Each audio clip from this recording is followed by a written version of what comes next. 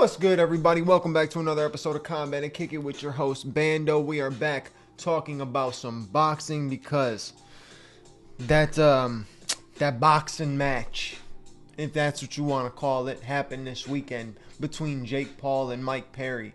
And obviously, I didn't break it down or anything like that. I didn't do a full breakdown or nothing like that because it's not that serious.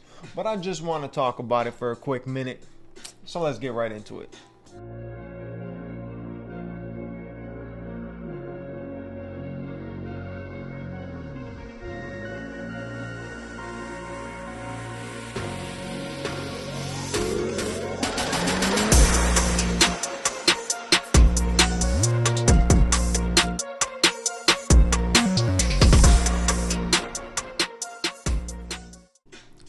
Now look, I'm slightly known to be a hater of the man, but listen, this is not coming from that type of viewpoint or anything like that. There is no hate behind this. There is no trash talk, no trying to dog the dude or anything like that.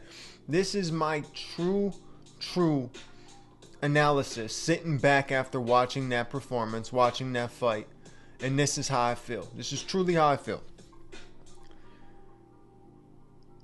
The boxing community, right? Or the people in the boxing, I don't even want to call it the boxing community because it's really not, but these promoters and these podcasters and social media people, and they make Jake Paul seem like he is on levels of Sugar Ray Leonard in his prime, and it's not that. It is not that. People try to make this kid seem like he is so dominant, so nasty, so amazing. Look at how skilled he's become in all these years of training. Stop it. Look, jab still trash. Throws a looping left hook. Look, I will take nothing away from the fact that he probably can crack. It's clear as day. He's knocking guys out. He's landing heavy shots. Is he on the juice? I ain't trying to throw accusations at him, but I'm also not going to say that he's not. So, we look at it though. Dude still can't jab. So 7 years of boxing work, and your jab is still trash. Throws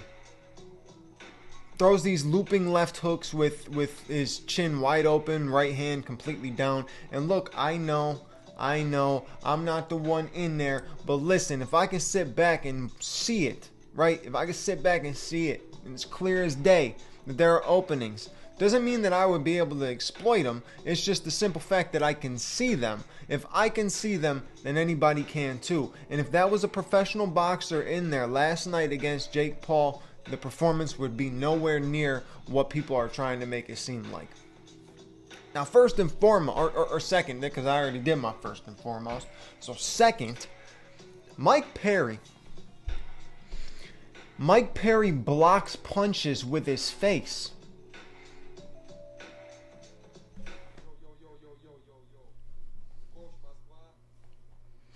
Are you really gonna take that and say, man, Jake Paul had such a beautiful, amazing, phenomenal performance? Like these people on Twitter, and oh my gosh, Ariel Helwani, don't even get me started. I can make a whole episode complaining about that man. I don't even want to call him a man, that half a man. But either way, right, at the end of the day, you watch this kid, and yeah, there has been things that you've seen him change within the 7 years. I can give him props to the fact that he hits hard. He's gotten bigger. The fact that he's continuously doing it, which we all would too if we didn't have to work a 9 to 5 and had the same money and do all that kind of stuff. All these boxers would be in the same position that Jake Paul is in if they had all the same things at the start of their career just like he does. But either way, what I noticed is he's able to make reads, right? He has gotten that type of thing flowing now where he has like a boxing IQ. He's able to make reads. He's able to counter shots. He's able to figure things out, right? But he still is green in there. He still is green. Overall, this is how I feel. You can't tell me that you watched that fight and sat back and say, wow, he's an amazing boxer. He's good.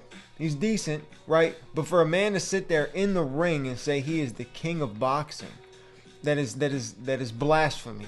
Insert Stephen A. Smith. Blasphemy. Absolute blasphemy. But it just is. Look, like I said, I'm not trying to dog the dude, right? He's in there doing it. I'm not. So props off to him. It's one of the hardest sports in the world, and you gotta have some balls to go in there and fight regardless. So I'm not dogging him at that. But I think it's the outside world that makes me actually dislike Jake Paul more than I probably should. I probably shouldn't have this much hate, but I think it's everything on the outside world, all the yes men, all these people who come around saying things like, man, he was so amazing, his performance was phenomenal, so dominant, this and that. It's like, pump the brakes for a second. Sit back and really look at that. If you were to put him up against a guy in that same division, right, who has been fighting for years, who is actually a pro boxer, right?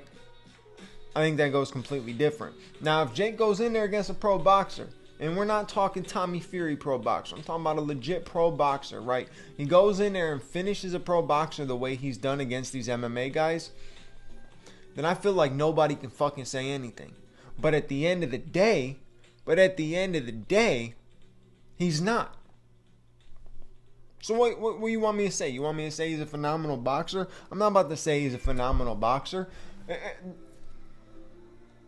I'm not going to. He's made changes. He's gotten better. I will say that he's made changes. He's gotten better. He is not a phenomenal boxer. You can't take that from a performance against a guy like Mike Perry. Mike Perry, someone who stands there and takes punches to the face. That is what Mike Perry does. Right? Besides the power, Jake's boxing skill is not what people have written it up to be.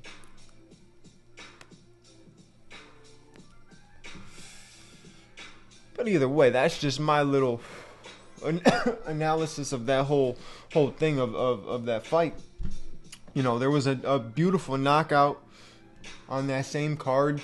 Nasty knockout. If I could find the clip, I'll post it on here. But nasty knockout. And then you skip to Amanda Serrano, who is supposed to be one of the best female boxers in the world. And I'm not going to argue that. I agree with that statement.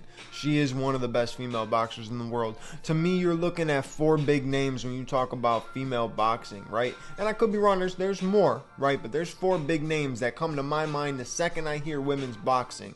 And that is Clarissa Shields, Alicia Baumgardner, Katie Taylor, and Amanda Serrano. Those are the only 4 names that pop up in my head when it comes to women's boxing, right? Now there are other women in the game, of course there are, but those ones come to mind because they make the most noise and they have the best performances. Now Amanda Serrano had a phenomenal performance. Against who though? Against who? Who was that she had that phenomenal performance against? You know what I'm saying? Like she was doing the same thing Mike Perry was doing. Walking forward, hands down, getting punched in the face. Now, Amanda Serrano is way more skilled than the opponent that she fought. And she should not be fighting fights like that. People are talking about, oh, should Katie Taylor take one more fight before this? No. Make that fight, because that's the only fight that matters.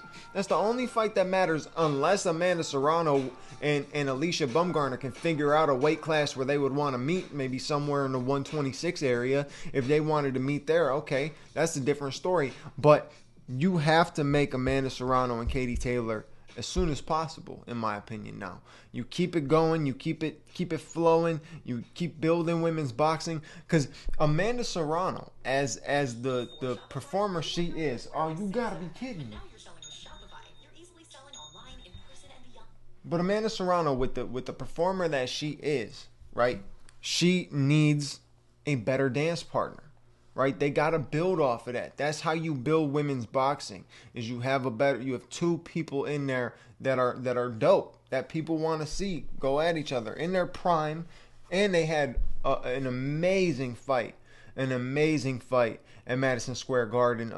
If it was it last year, 2 years ago, last year or 2 years ago, something around that, like year and a half ago, something like that. But phenomenal fight, and it should have been ran back sooner. And right now is the perfect time. So hopefully they get that set up and get that figured out. But overall, we'll see what's next with this whole Jake Paul situation. He called out Alex Pereira.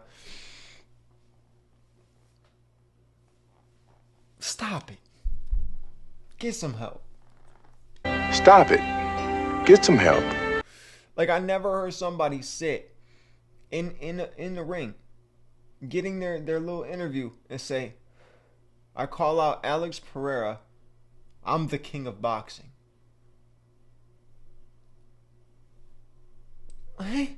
What? It don't make no sense. That doesn't make any sense. It doesn't make any sense. So you're calling yourself the king of boxing, but you're calling out the light heavyweight champ of the UFC. Stop it. Either way, Poatan by annihilation if it was to happen. Thank you for watching. Like, comment, subscribe. Hit the bell notification button so you know when the next episode is out. Because that next episode is a very important episode. UFC Manchester, the breakdown for UFC 304. Stay tuned. Catch you on the next episode. Peace.